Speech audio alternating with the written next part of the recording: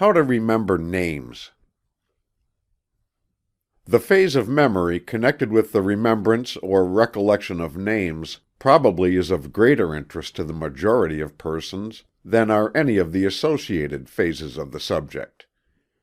On all hands are to be found people who are embarrassed by their failure to recall the name of someone whom they feel they know, but whose name has escaped them. This failure to remember the names of persons undoubtedly interferes with the business and professional success of many persons, and, on the other hand, the ability to recall names readily has aided many persons in the struggle for success. It would seem that there are a greater number of persons deficient in this phase of memory than in any other.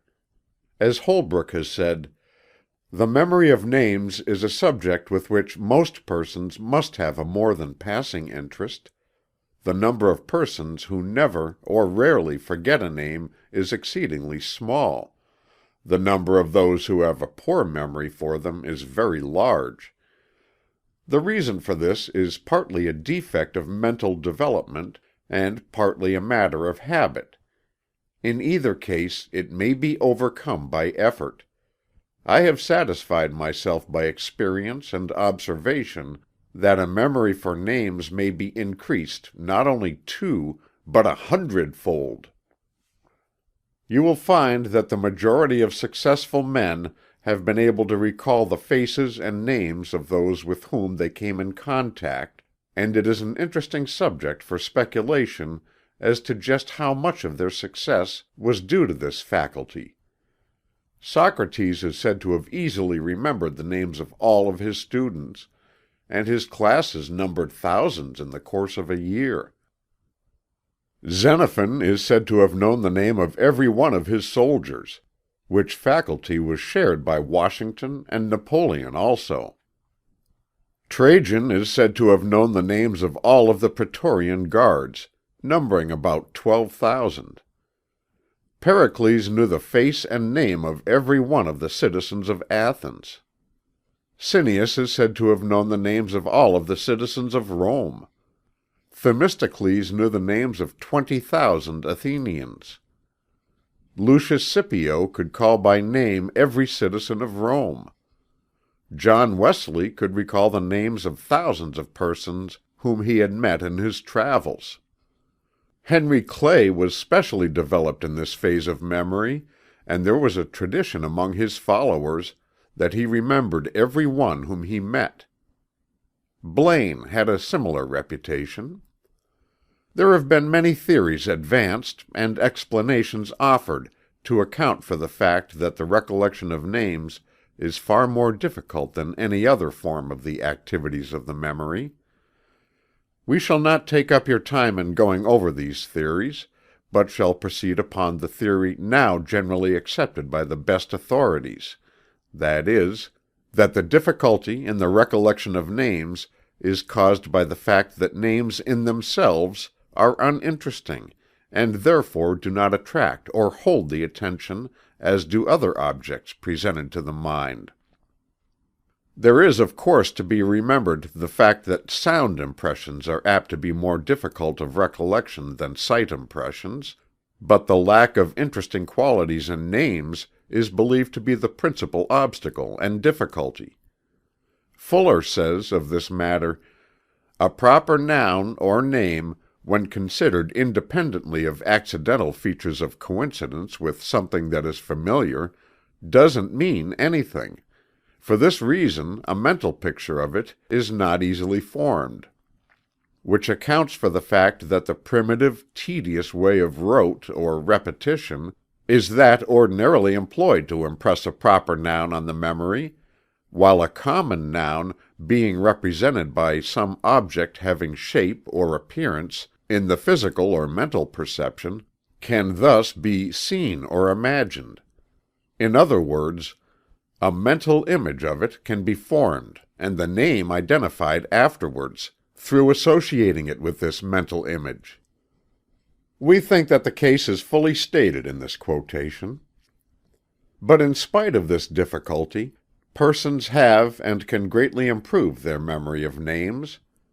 Many who were originally very deficient in this respect have not only improved the faculty far beyond its former condition, but have also developed exceptional ability in this special phase of memory, so that they became noted for their unfailing recollection of the names of those with whom they came in contact. Perhaps the best way to impress upon you the various methods that may be used for this purpose would be to relate to you the actual experience of a gentleman employed in a bank in one of the large cities of this country, who made a close study of the subject and developed himself far beyond the ordinary. Starting with a remarkably poor memory for names, he is now known to his associates as the man who never forgets a name. This gentleman first took a number of courses in secret methods of developing the memory, but after thus spending much money, he expressed his disgust with the whole idea of artificial memory training. He then started in to study the subject from the point of view of the new psychology, putting into effect all of the tested principles, and improving upon some of their details. We have had a number of conversations with this gentleman, and have found that his experience confirms many of our own ideas and theories, and the fact that he has demonstrated the correctness of the principles to such a remarkable degree renders his case one worthy of being stated in the direction of affording a guide and method for others who wish to develop their memory of names. The gentleman, who we shall call Mr. X, decided that the first thing for him to do was to develop his faculty of receiving clear and distinct sound impressions. In doing this, he followed the plan outlined by us in our chapter on Training the Ear. He persevered and practiced along these lines until his hearing became very acute.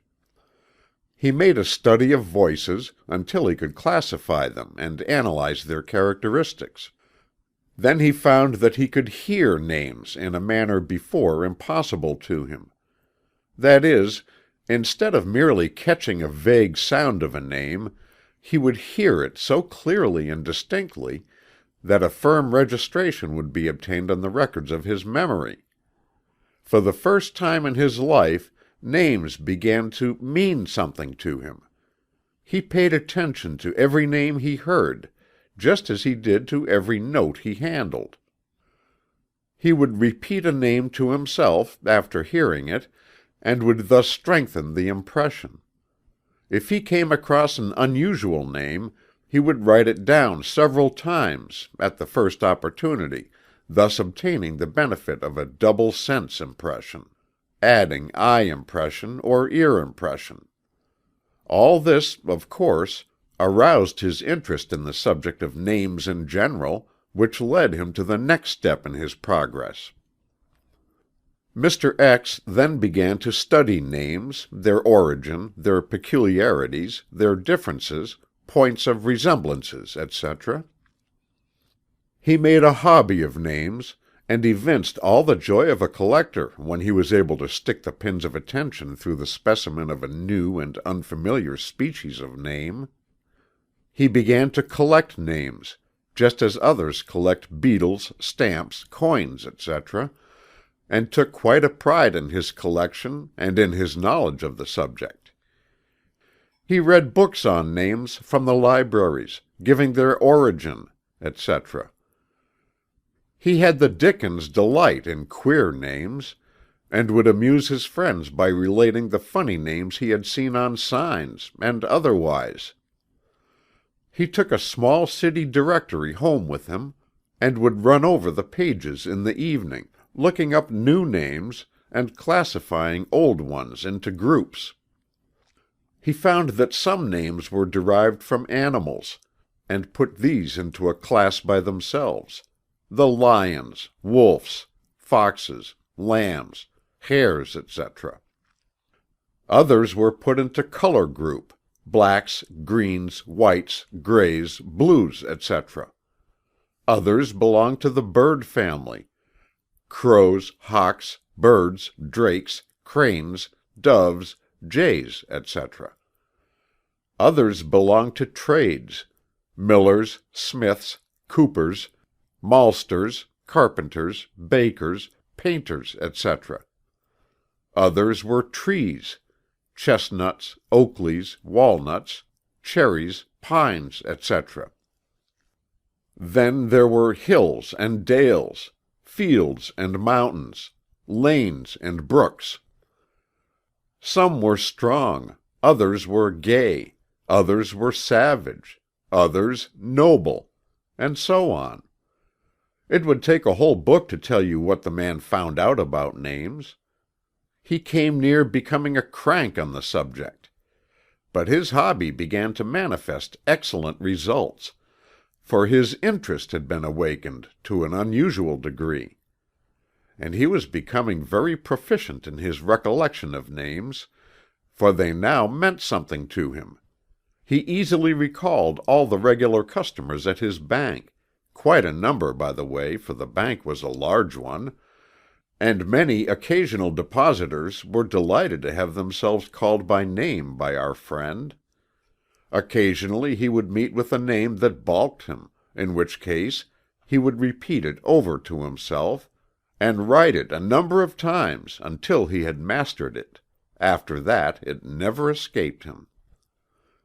Mr. X would always repeat a name when it was spoken, and would at the same time look intently at the person bearing it, thus seeming to fix the two together in his mind at the same time. When he wanted them, they would be found in each other's company. He also acquired the habit of visualizing the name. That is, he would see its letters in his mind's eye as a picture. This he regarded as a most important point, and we thoroughly agree with him. He used the law of association in the direction of associating a new man with a well-remembered man of the same name. A new Mr. Schmitzenberger would be associated with an old customer of the same name. When he would see the new man, he would think of the old one, and the name would flash into his mind. To sum up the whole method, however, it may be said that the gist of the thing was in taking an interest in names in general. In this way an uninteresting subject was made interesting, and a man always has a good memory for the things in which he is interested. The case of Mr. X is an extreme one, and the results obtained were beyond the ordinary. But if you will take a leaf from his book, you may obtain the same results in the degree that you work for it.